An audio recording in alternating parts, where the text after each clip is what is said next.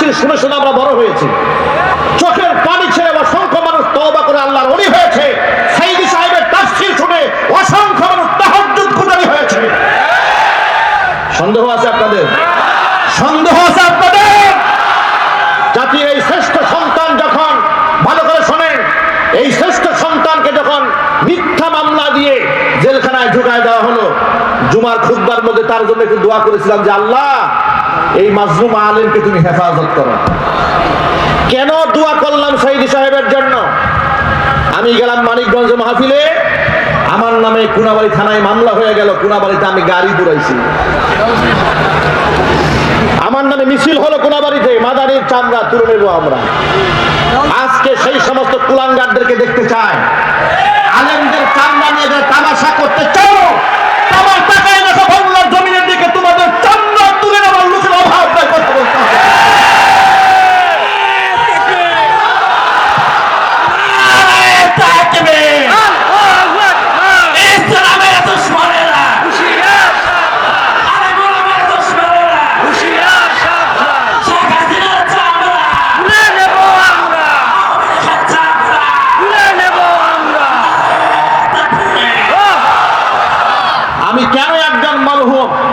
কেন একজন মাজলুম আলেমের জন্য দোয়া করেছি? এটা ছিল আমার অপরাধ। এই ভর মজলিসে আলেমদের সামনে দিয়ে সাক্ষ্য রেখে বলছি, রাজনৈতিক দলের নেতা কিংবা কর্মী আমি ছিলাম না, আজও নই, কিন্তু ইসলামিক দল যারা করে হৃদয় দিয়ে ভালোবাসি, হিতাকাঙ্ক্ষী তাদের, কারণ আমরাও চাই এদেশে ইসলাম দিয়ে সংসদ চলুক, বিচার ফয়সালা কোরআন দিয়ে হোক। এটা আপনারা চান না? কারা কারা চান? দুহাত দেখতে চায়।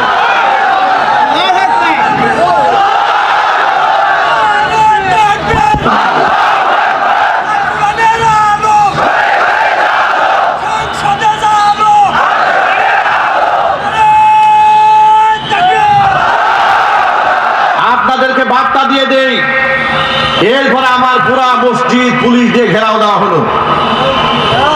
আমাকে মসজিদের এখানে অনেক প্রেজেন্ট মুসল্লি আছেন যারা সেদিন ছিলেন, স্টেজে অনেক আলেম ওলামারা আছেন, সেই মসজিদ কমিটির সদস্যরা এখানে আছেন। এরপরে সেখানে বলা হলো যা মাদানী সাহেবকে বাহিরে আসতে বলেন। মুসল্লিরা বললো কেন বাহিরে যাবেন? প্রশাসনের কোনো কথা থাকলে মসজিদের ভিতরে গিয়ে বলুন। সর্বশেষ চাপাচাপি এখানে আমার তার থাকা হলো না, আমি এখান থেকে চলে গেলাম। আল্লাহ পাকের ফয়সালা হলো এর থেকেও বড় মসজিদ বুধবাজার কেন্দ্র যায় মসজিদের খতিব আল্লাহ আমাকে বানিয়ে দিলেন। আবার শুরু হলো কোরআন সুন্নাহর বক্তব্য দেওয়া।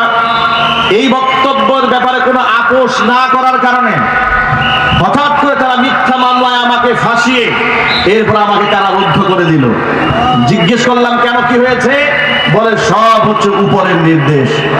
আমরা বলি তোমরা উপরের নির্দেশ বলতে মৎখর জেনাকাল লম্পটদেরকেই বুঝাও। একটু জুড়ে বলতে হবে, ঠিক না? ওদের উপরে যারা থাকে ওরা যে লম্পট বদমাশ, আপনাদের সন্দেহ আছে? চিল্লাই বলতে হবে সন্দেহ আছে। আমি খতিয়ান নাম্বার বলতে পারবো, ওদের চরিত্রের কোনো বালাই নাই। আমি গাজীপুরেও দেখেছি এদের ভিডিও ক্লিপ, এদের ওখানে যখন মিডিয়াতে প্রচার হয়েছে তখন তারা বড় বড় নেতা হয়ে গিয়েছে।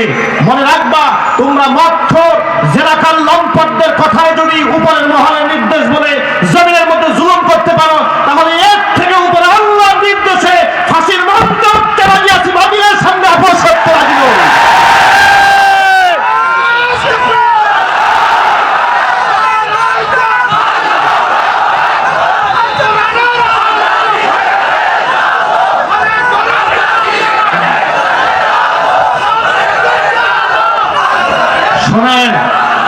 শোনেন, ঠান্ডা হন।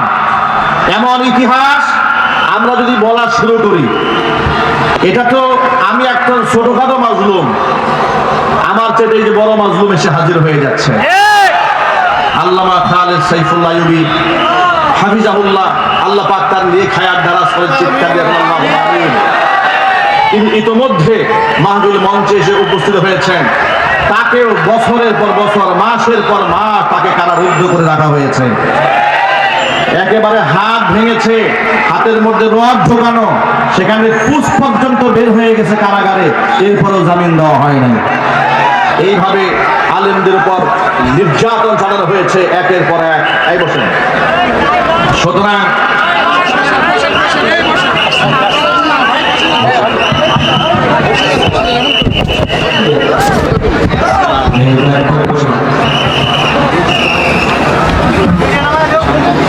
মঞ্চে বসে পড়েন।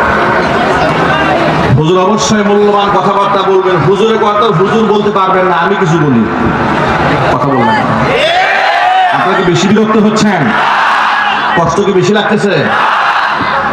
লোকেরা ভালো করে শোনেন, ভালো করে শোনেন। এরপরে এইভাবে তারা একের পর এক কোরআন সুন্নাহ বিরোধী কার্যক্রম চালাতে শুরু করলো। আলেম ওলামাদের ব্ল্যাক লিস্ট তৈরি করলো গোটা বাংলাদেশে। নাস্তিকদের মাধ্যমে আলেমদের ব্ল্যাক লিস্ট তৈরি করলো। দেশের শীর্ষস্থানীয় 116 জন স্বনামধন্য আলেমদের নামে তালিকা তৈরি করলো সাবেক বিচারপতি কালা মালিকের মাধ্যমে। একটু জোরে বলতে হবে। বিচারপতি কালা মালিকের মাধ্যমে আলেমদের নামে তালিকা বানিয়ে দুদকে জমা দেওয়া হলো। যেই সমস্ত আলেমদের সম্পদ খতায় দেওয়া হোক, দেখা হোক। আচ্ছা প্রিয় ভাইরা, আপনারা এক বাক্যে বলেন, আলেমরা এত নির্যাতিত, নিপীড়িত, মাজলুম এই মাটিতে হয়েছে, আলেমরা কি দেশ ছেড়ে পালিয়ে গেছে? আর একটু জোরে বলতে হবে, দেশ ছাড়া পালিয়ে গেছে। কারণ আলেমরা দেশকে ভালোবাসে, আলেমরা ইমানদার, তাদের মধ্যে সৎ সাহস আছে যা আমাদের তদন্ত করলে বেশি দূর তোমরা যেতে পারবা না। কিন্তু ওরা কেন পালিয়েছে জানেন?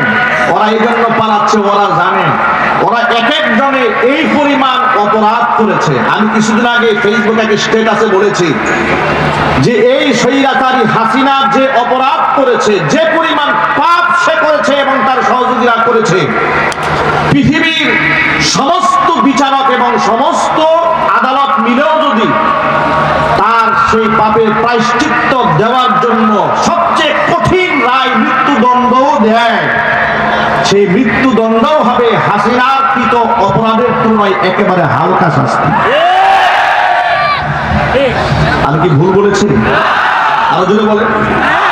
পৃথিবীর সব বিচারকরা মিলে যদি শেখ হাসিনা তাকে যদি একেবারে ইনসাফপূর্ণ একটা রায়ও দেয়, একবারে সঠিক বিচার করাও যদিও করে, একেবারে মৃত্যুদণ্ডও যদি দিয়ে দেয়, ওর যে পাপ করেছে সেই পাপের প্রায়শ্চিত্ত হবে না।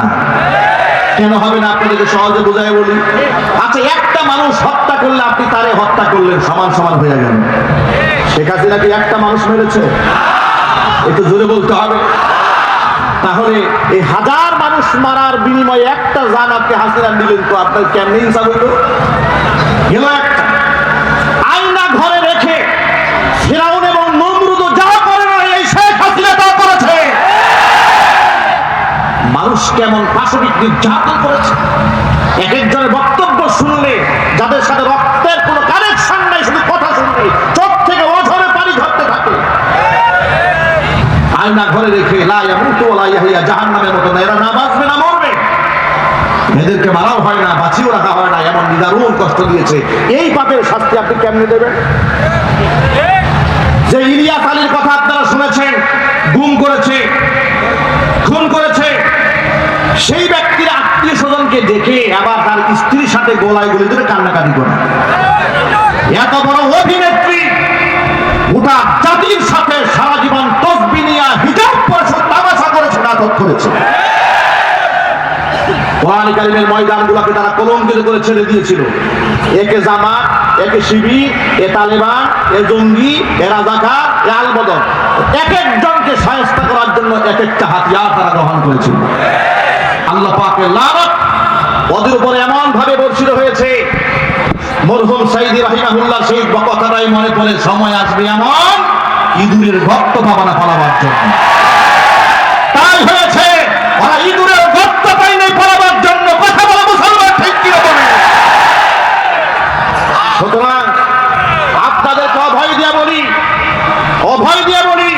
কোরআনের ময়দান আল্লাহ পাক আমাদের জন্য ওপেন করেছেন। যতদিন এই পৃথিবী থাকবে, জমিন থাকবে, কোরআনের ময়দান উন্মুক্ত থাকবে, ইনশাআল্লাহ বলেন। কোন জালেম যদি এই ময়দান নিয়ে ষড়যন্ত্র চালাতে চায়, বৈষম্য বিরোধী ছাত্র আন্দোলনের ছাত্র সমাজ থেকে শুরু করে সাধারণ জনতা যেভাবে রাজপথে ঝাঁপিয়ে পড়েছিল, আলেমরা মাদ্রাসার ছাত্র যেমন ভাবে জীবন দিয়েছিল, আবারও জীবনের ঝুঁকি নিয়ে সেই জালেমকে শায়েস্তা করতে প্রস্তুত থাকতে হবে। আপনারা কি রাজি আছেন?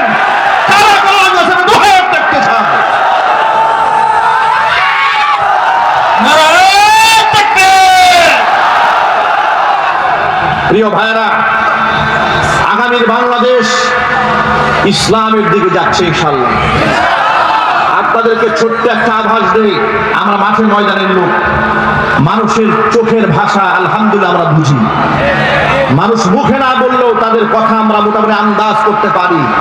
টেকনাফ থেকে তেতুলিয়া, রূপসা থেকে পাথুরিয়া পর্যন্ত দৌড়ে এদেশের মানুষের হৃদয়ের ভাষা যতটুকু বুঝতে সক্ষম হয়েছি, তারা এই দেশে আর কোনো তন্ত্র মন্ত্র দেখতে চাচ্ছে না। তারা এখন খেলাফত দেখতে চাচ্ছে, কোরআনের রাজ এ মাটির মধ্যে তারা দেখতে চাচ্ছে। চাঁদাবাজ যাবে, চাঁদাবাজ আসবে, মাস্তান যাবে, মাস্তান আসবে। এই ধরনের শাসন ব্যবস্থা এই দেশের মানুষ আর দেখতে চায় না। আর কোন জেনাকার লম্পটের পেছনে দেশের মানুষ দৌড়াবে না, কোন সুদখোরের পেছনে দৌড়াবে না, ঘুষখোরের পেছনে দৌড়াবে না। যারা ফ্যাক্টরি দখল করে, হল দখল করে, টেন্ডারবাজি করে, চাঁদাবাজি করে, এদের পেছনে মুসলমান আর দৌড়াবে না। আলেমদের নেতৃত্বে আল্লাহর কোরআনের রাজ কায়েম করতে প্রস্তুত থাকা আছেন, দোহার দেখতে চায়।